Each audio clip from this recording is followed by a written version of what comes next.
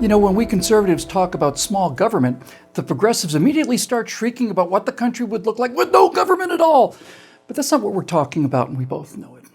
You can't have a civilization without some form of government. I just want a government that's going to fit back in the box that it originally came in. So, what do you need to have good government? Well, some of the smartest, best educated minds in history thought that over not for a few days or weeks, but for their entire adult lives. They read the histories of every civilization that had ever existed, trying to find some recurring themes. And they did find some recurring themes, and here's a few of them. Concentration of power. This is bad. Give total power to one guy and you get murderers like these guys here. Now, back in 1215 in England, they had someone of that stripe, King John, who governed in the style of the day. That style was known as vis et voluntas.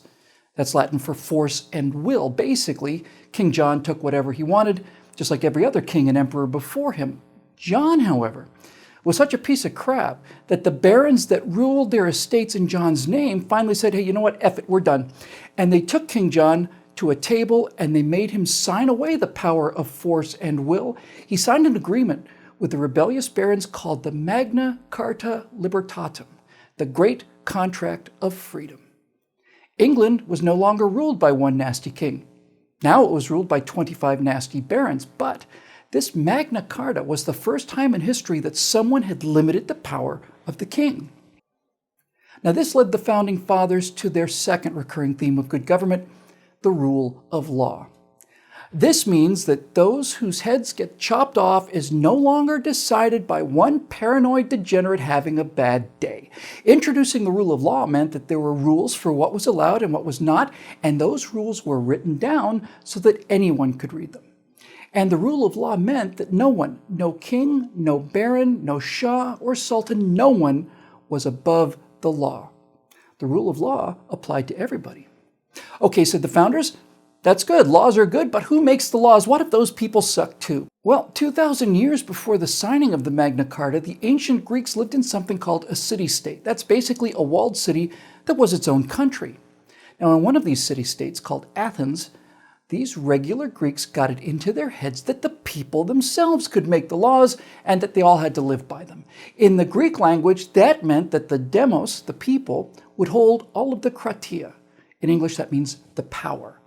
This demokratia, democracy, was an awesome idea. But if it was such an awesome idea, why did it die out 2,000 years before our founding fathers were born?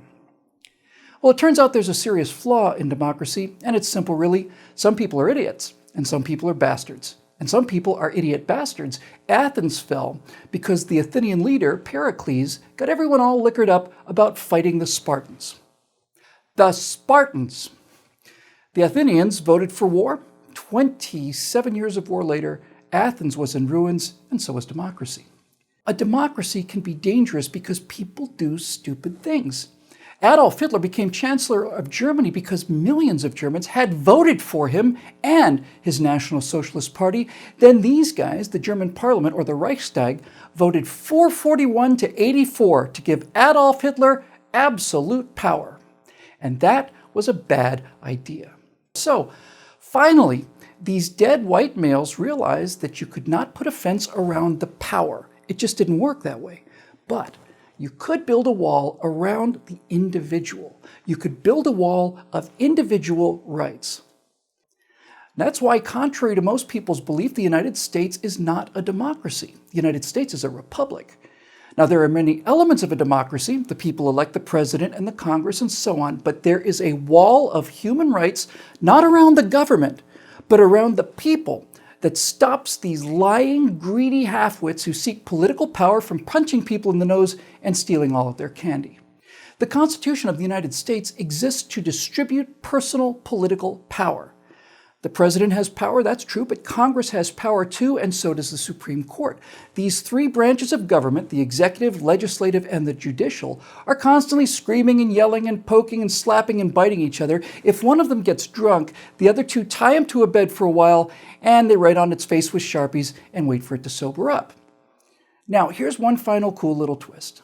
Virtually everyone in America knows that the first 10 amendments to the Constitution, the Bill of Rights, gives us freedom of speech, freedom of religion, freedom to assemble and peacefully protest, and so on.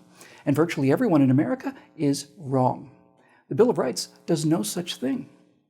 The First Amendment says that freedom of speech, freedom of thought, freedom of religion, freedom of the press, and the freedom to protest is built into every human being the minute that they come into this world. The First Amendment simply says that the government does not have the power to take that right away.